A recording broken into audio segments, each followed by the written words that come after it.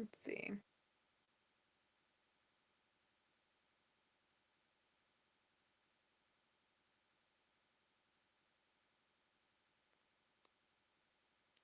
Ambiance.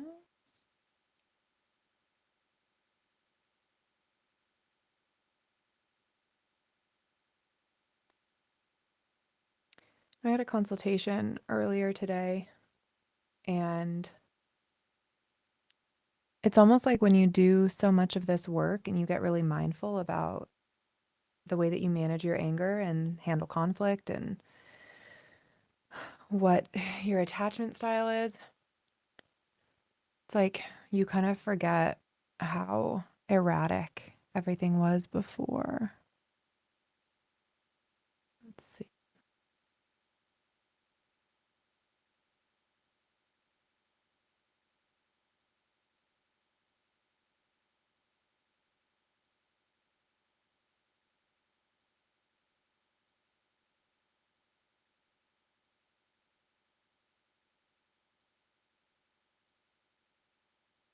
Hi.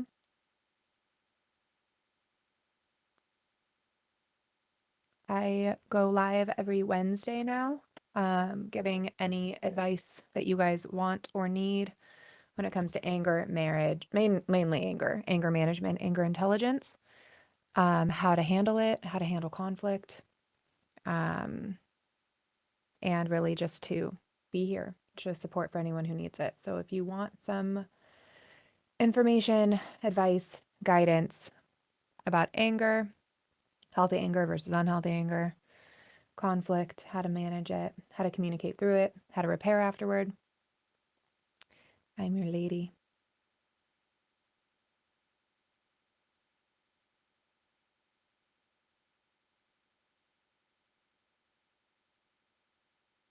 I am working on tomorrow's group session. It's a skills session about attachment styles.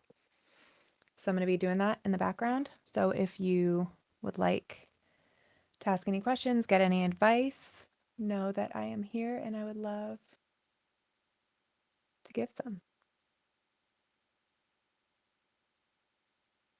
I was sharing earlier that I've been doing this work not only in my business, but personally for such a long time that I forgot what it's like to be so seemingly out of control of like my emotions, my thought processes, not really sure, gosh, what any of them mean, and just feeling like I was spiraling constantly. And I get in these consultations, I'm like, oh, right, like I totally remember what that was and how challenging it is, especially when like me and my husband weren't on the same page for a really long time and how our marriage nearly ended while we were trying to figure it out.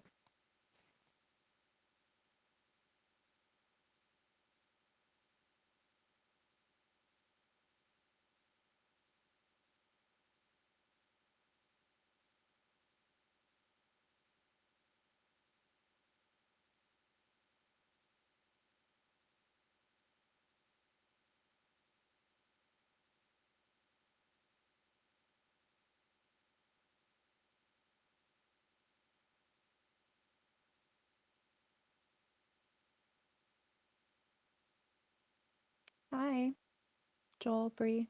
I actually don't know which one of you is still here. It doesn't tell me.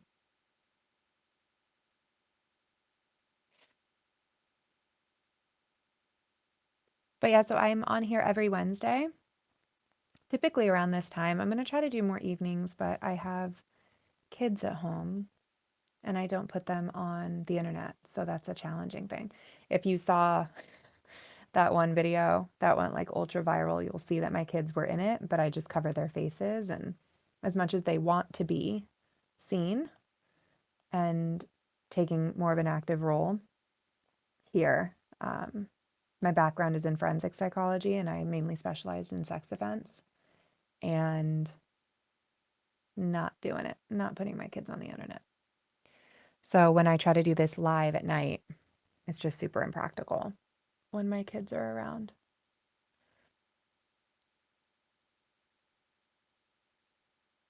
I'm also on this screen. Um, live on YouTube. I'm trying to basically go live everywhere so I can give free guidance, free advice. Mental health is something, not even mental health, anger management, anger intelligence is something that is not talked about nearly enough. And the resources out there are either like court order or when you're on the tail end of an ultimatum and nobody wants to do it. So I'm trying to demystify, de-villainize it in ways that make sense. And come on here every Wednesday.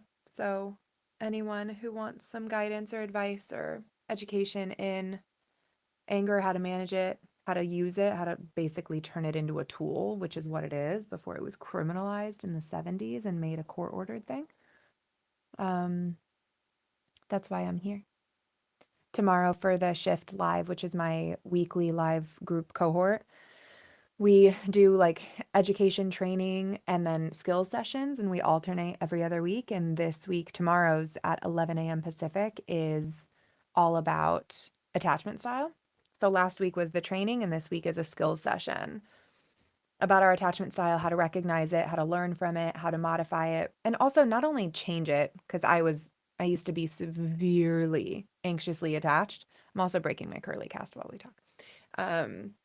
I was severely anxiously attached, and I like didn't know how to exist without needing that like constant reassurance and all of that from my partners and primarily my now husband. But one of the things that I think is really fucking sad, sorry, language, is really sad about the world and the way that we view attachment is that it's all something that like doesn't work for us. Where like I can see very clearly how my anxious attachment actually benefited me for a really long time. I was getting my needs met. It was just in a really crummy, very tumultuous and very dramatic way. But now I can understand why I needed that and what that meant for me. And so now I'm more secure, but I lean anxious. My default setting is anxious, and I don't villainize that previous version of me. I used to for a really long time. I like couldn't get the images out of my head, like the memories of the embarrassment, of the neediness, of like the ways that I just felt so pathetic for a really long time. But now I understand that I had needs that I needed met. I just didn't know how to go about meeting them in a way that actually worked for me. So now, whenever I am leaning anxious, whenever these things do come up and it triggers frustration, resentment, anger, fear, sadness, whatever it is, I now know what that underlying need was, and I can pivot it toward a more healthy, helpful way of getting it. But when we're first starting doing this work and we're leading with very little self-awareness about what that means for us and what that looks like, gosh, we end up just our own villain in every story that we come up with. So tomorrow, all of that said, tomorrow's Shift Live is a skills session about attachment. And so we'll break it down. We'll recognize which one we tend to fall within, where that comes from, how that benefits us, how that serves us, and also come up with practical tools of how to kind of reset it and use it to our advantage. And that's absolutely what I do with anger too. I specialize in anger management primarily. I did court ordered for a really long time. And now I'm more so on the prevention side, more on the education side of what anger actually is and how misunderstood it really is, considering it's actually a really strong compass. It's a protector of us. I'm also live over here, which is why I'm back and forth. But the reason why I'm so passionate about anger is because it's yes, what we do with it can be really poor. And ultimately, it is a beautiful, beautiful emotion that protects us, that lets us know when something isn't right. But because it's so intense, we tend to act on it really poorly. And then we regret. And then it feels like I can't go back to the original complaint. So what I do is I work really hard to de-villainize it. And I don't specialize in anger management anymore. It's anger intelligence. It's understanding what it is and learning about anger and our emotions in the same way that we learn how to read. There's a literacy here that a lot of us just were not taught. And most of us, I don't know anyone actually who was taught this growing up. I'm now in my mid to late 30s, and I just started learning these things in my early 30s. And it's wild. I went through undergrad in psychology, grad school, I got a master's in forensic and counseling psychology, was never taught how to like become literate, emotionally literate. And then I got certification in anger management, conflict resolution, mediation.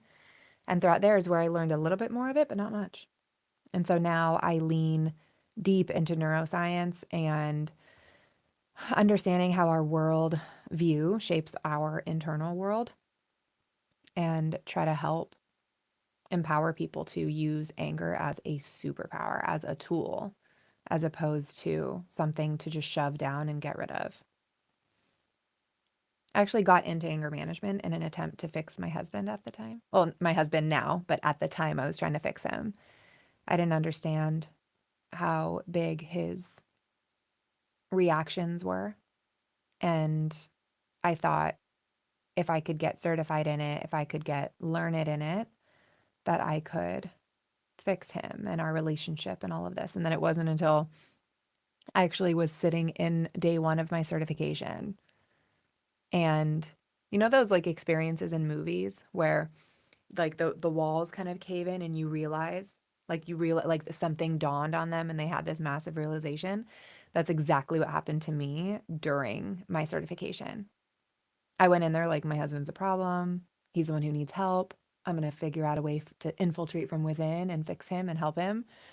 And I recognized very quickly into that certification that I contributed really poorly to our dynamic. That he may have been the one Hulk smashing through walls, but I was the one who shut down and shamed him unintentionally and emotionally punished and withheld affection and acceptance and didn't know how to hear what he was saying instead of just how he was saying it. It was so challenging for me. And now, because I recognize I have my own ways that I contribute poorly, and he and I work together now on how to navigate these things. He's now 4.5 years sober, and we we both recognize how we contribute really poorly to our dynamic. And so we each take radical self-responsibility over our relationship, our marriage. Yesterday we celebrated 13 years together, and it's wild because we almost separated 4.5 years ago when all of this happened. And we share two sons.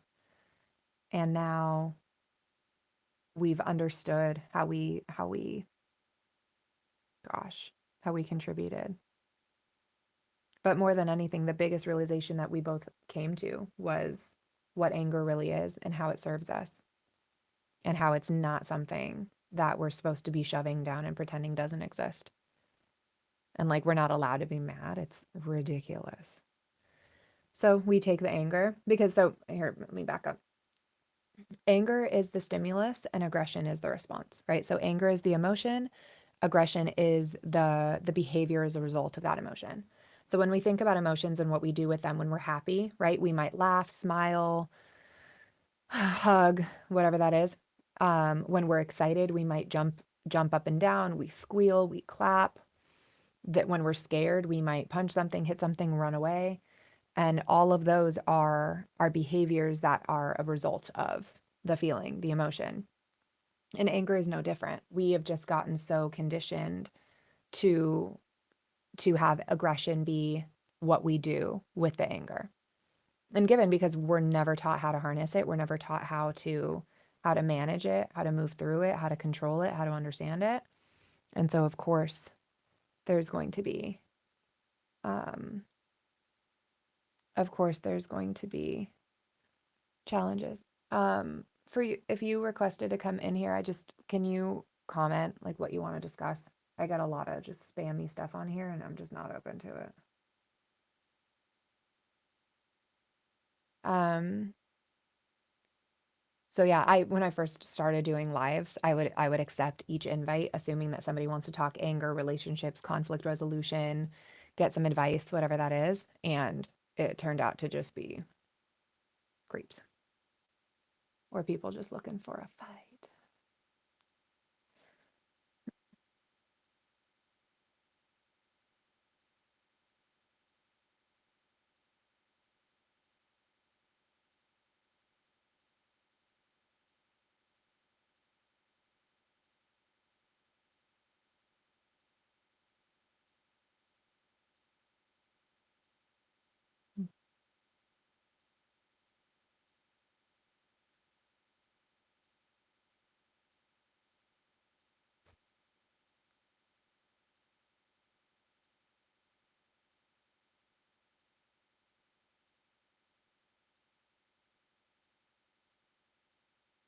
Oh, hi.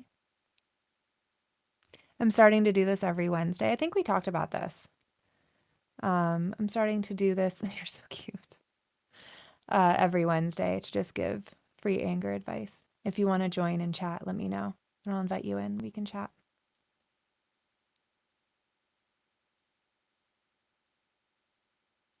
Isn't it wild how, like, when I first started doing this work, I was met with so many, primarily women, who just like did not root for me and like didn't root for anyone really except for themselves. And yeah, come on in. And now it's like maybe it's just who I surround myself with, but at this point, it's we're all just rooting for each other and I love it so much. Never understood that. There was somebody I wanted to collab with like 2 years ago. And when I asked her, like, oh, why don't we go live together? Why don't we do all this? She was like, well, we're kind of competition. Like, wouldn't that be weird? Like, all right, no, but that's fine. Whatever works for you. I was like, well, you're not my people. And that's why, like, even in the mental health space as coaches and stuff, there's so much room for everyone. It's like the when like me and my like main group of girlfriends used to go out. It's like if you're interested in her, you're not interested in me. If you're interested in me, you're not interested in her. We're all vastly different humans. And in the coaching, like mental health space, it's no different. If somebody, they're either going to find their people or they're not. Yeah, I mean, for sure. Everything with limits and boundary.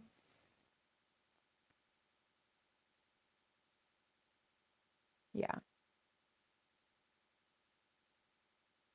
I still just like I don't go live often enough that it still just feel awkward. I feel like I'm on stage.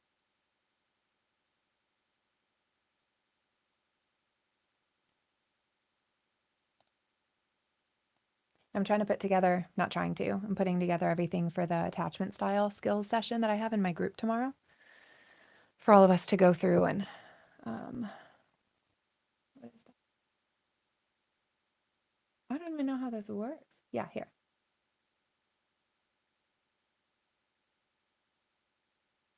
Oh, I don't have my volume up. Hi. Nice. How's your week been?